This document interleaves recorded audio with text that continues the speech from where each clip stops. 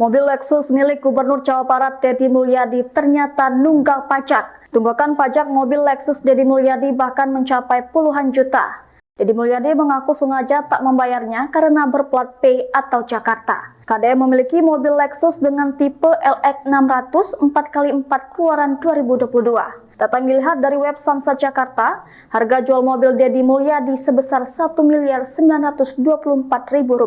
Pajak kendaraan atau PKB mobil KDM sebesar Rp40.404.000. Masa berlaku STNK jatuh pada tahun 2029, tapi jatuh tempo pajaknya sudah terlewat yakni 19 Januari 2025. Dengan begitu ada tambahan PKP denda sebesar Rp1.606.200 serta SWD KLLJ sebesar Rp70.000.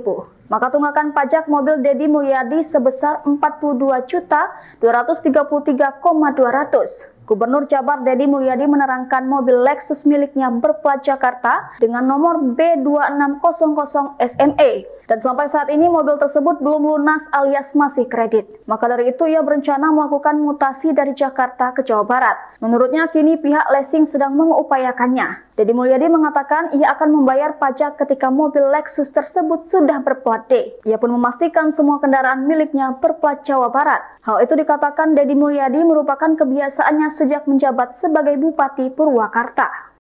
Download Tribun X sekarang, menghadirkan lokal menjadi Indonesia.